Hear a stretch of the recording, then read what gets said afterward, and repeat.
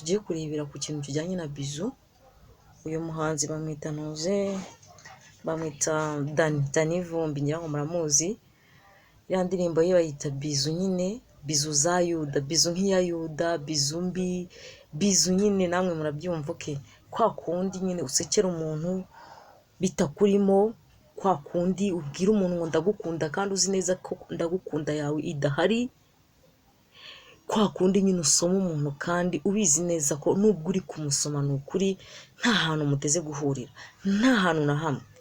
Ibyo bintu rero birababaza mwa bantu, ibyo bintu birababaza, ibyo bintu bishyira abantu kure, ibyo bintu biravuna.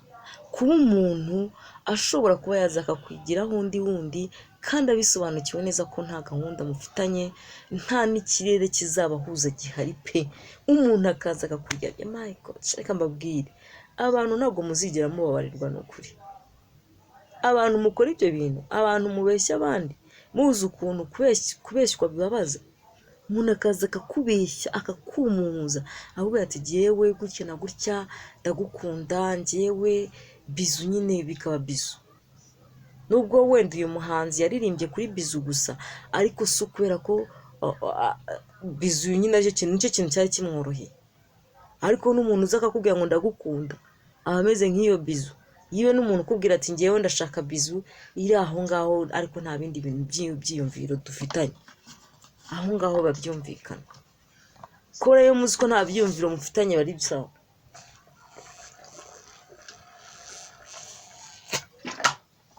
Ariko birababaza cyane nk'iyo ubwiye umuntu ngo ndagukunda kandi uzi neza ko ntaho muzahurira.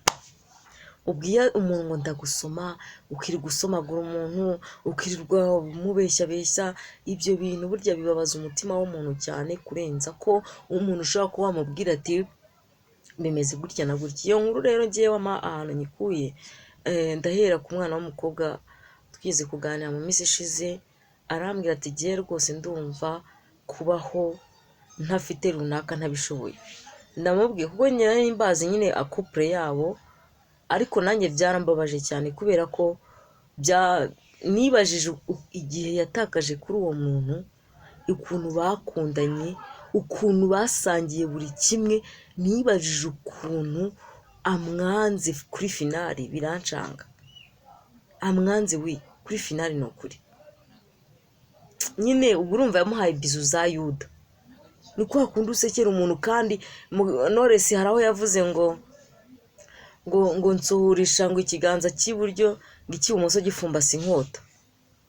Cye nuko mbifata. Ubwo niba ubwiye umuntu ngo uramukunda kandi utamukunda, uba uri Yuda Satani, uri Satani.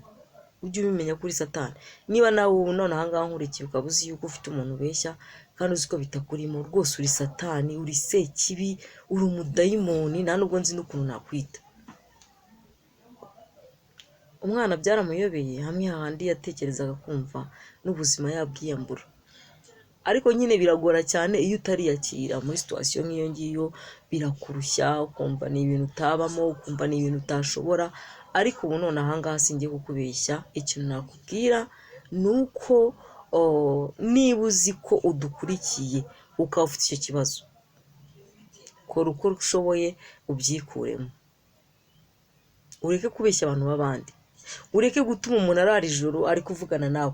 Umuntu akanafata n'umwanya vraiment, agafata umwanya akaguhamagara, mukarara muganira, mukenda gukesha muri kuri telefone, bugagejo morning sheri umeze ute, ibintu nk'ibyo. Ugasanga we icyo agamije ni ukugira ngo akubabaze gusa, nta kindi. Ibyo rero biri mu bintu bishobora gutuma bitagaragara neza, hatari foromire cyangwa se ishusho ryiza, cyangwa se simbizi nako.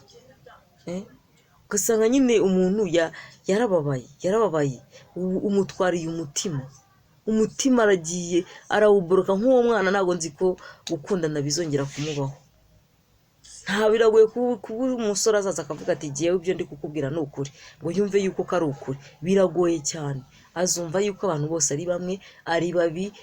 Izo bizu nyine hari aho Dani yageze aravuga ngo abahawe bizu nk'izo nyinshi za Yuda biragora kongera kumwumvisha ko hari ikintu muri we yagira gute yakora, sibyo? Abahawe bizu nyinshi nk'izo za Yuda, nyine umuntu umwe akaza akamubwira ngo ndagukunda kandi atagukunda, nicyo yashatse kuvuga. Ukafata umwaka mu enjoy ibiki byose ugashira, ukajya ukumva ngo yashatse umugore, warangiza ejo bundi ukumva nabwo byagenze gutyo, wakundanye n'undi nabwo birangiye mupfuye ubuntu bw'ubusabusa gutyo. Ibyo bivuze ngo rero biri mu bintu bituma umuntu agira atekereza nabi, atekereza akavuga ati nkakiri wakica, nkakiri wagikorera ibi, kandi mu by'ukuri bitagakwiye. Hariho ibintu nyine tuba dutekereza kandi bitagakwiye. Njyewe rero inama nabagira ni yuko mukwiriye kuba abana beza, abana bakundana, abana bitana naho, apana kujya kubabaza mugenzi wawe, kuko iyo ubabaje mugenzi wawe nawe burya uba wibabaje, burya nubwo utabizi ariko nawe burya uba wibabaje. Ntabwo aba ari we wenyine ubabaje burya, reka nawe ubwawe uba wibabaje, uba wishyize mu gatete katari keza, ndetse uba uri gukorera Satani. Kandi burya umwijima ntubana n'umucyo. Hari akarimbo bajyaga bakunda kuririmba kavuga ngo sezerera Satani wigendera, atagutesha igihe mutazaba hamwe, umwijima ntubana n'umucyo, sezerera Satani. Sezerera Satani ni ukuri uba umwana w'Imana. Niba uzi ko uwo mukobwa muri gukundana utamukunda, rwose gerageza ushake ikintu gitandukanya wowe nawe, umubwize ukuri, yigendere. Niba uzi ko nta gahunda umufiteho, murekure yigendere. Nawe wa mukobwa niba uzi ko umuhungu muri kumwe ari ukubera ko umukunzi kubera amafaranga, mubwize ukuri, mubwire tugiye twenjoyinga amafaranga, cyangwa se mubwize ukuri, mubwire ati gisinga ukunda. Mwere kwicira abantu igihe, burya igihe kirahenda mu buzima, kandi umuntu nutuma akutekerezaho nabi ntuzagire ngo niwe, ahubwo bizaba byatewe nawe. Rero mwa bantu mwe tube maso, twige kureba kure ndetse no gushishoza, kugira ngo tumenye abo tubana nabo muri iyi si, kandi tugerageze kwiga gusenga. By the way, reka mbabwire, wongeye uzamfata iminota ya nyuma 2 cyangwa umunota umwe mbigishe ku kintu kijyanye no gusenga, kuko buri muntu wese agira ikintu ashobora. Niba ngiye nshoboye kwigisha, nshoboye no kuba nakwigisha kandi ukabasha kumva ko wakabaye gukorera Imana. Rero basi byibura icyo kintu mujye mukinyibukira, muvuga uti nyamara Brenda ari ikintu atwigishije. Nabigishije kubaka urugo rwanyu, nkwigisha uburyo waba umunyabwenge mu rugo rwawe, nkwigisha uburyo wabasha kugoragoza umugore wawe cyangwa se umugabo wawe, kandi mukabana, kandi mukirerera bari abana b'imfubyi baba mugiye gusiga. Buriya umugore n'umugabo batandukanye, abana nibo babigenderamo. Mbigisha uburyo mwasigasira urugo rwanyu. Rero reka mbigishe n'uburyo mwakubaha Imana ndetse mukabana nayo. Hariho abantu babayeho nk'aho bari mu isi yabo, hariho abantu babayeho batajya bibuka ko Imana ihari, hariho abantu babayeho bibuka Imana kubera ko bageze mu byago. Ariko Imana si ireba nk'abantu kandi ntikora nk'abantu. Uyu munsi wa none ahangaha irakureka ukidegambya, ugakora ibyo ushaka, ukayisaba ikanaguha, ariko itayebewe yuko uyiryarya utari kumwe nayo. Mwere mu mitima, mumere nk'impinja. Umutima w'uruhinja burya nta kibi kiba kiwurimo. Mureke gutekereza nabi, ahubwo mutekereze uburyo ki mushobora kuba mwakegerana n'Imana. Mujye musenga cyane, uko waba usenga kose, ariko iyo waciye bugufi imbere y'Imana, Imana ukayereka ko uciye bugufi, iraguha kandi ikakumva. Muce bugufi imbere y'Imana, musenge, mwihane, kandi mubwire Imana ibibazo byanyu, kandi muyisenge, muyisabe n'urukundo. Urukundo rwarashize mu bantu, abantu nta rukundo tukigira, kandi turabuzwa n'iki kurugira, kandi Imana idukunda. Rero mugerageze mwihangane, mukore iby'Imana ishaka, bizagira gute, bizagira icyo bibafasha. Hamwe no gusenga muzabasha kubaka urugo rwanyu.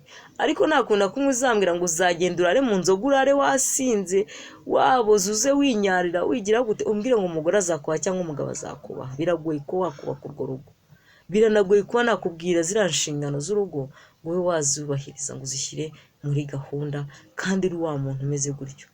Rero mugerageze Imana muyubahe kandi muyihe agaciro, kuko ni nyir'ibihe, ni nyir'icyubahiro. Niyo Mana we, ntacyo nabona navuga ko Imana niyo ibizi, ariko mugerageze mube hafi y'Imana. Nimutera urutambwe rumwe, Imana yaravuze ngo tera urutambwe rumwe njye nzatera 99 nza ngusanga. Ibaze nawe vrema gutera urutambwe rumwe gusa. Ibaze Imana iyo uteye urutambwe rumwe uyishaka uyisanga, iyo itera 99 izi gusanga. Ibaze nawe. Ntabwo Imana yigeze itunaniza n'ukuri, kuko Imana yaduhaye ibyo dushoboye, ahubwo bitewe n'ubuzima twe twiberamo twumva ko bigoye, kandi burya nta migorere ihari. Ushobora kuba mu buzima bwo aribwo bwose, ariko hamwe no gusenga Imana ikazabugukuramo.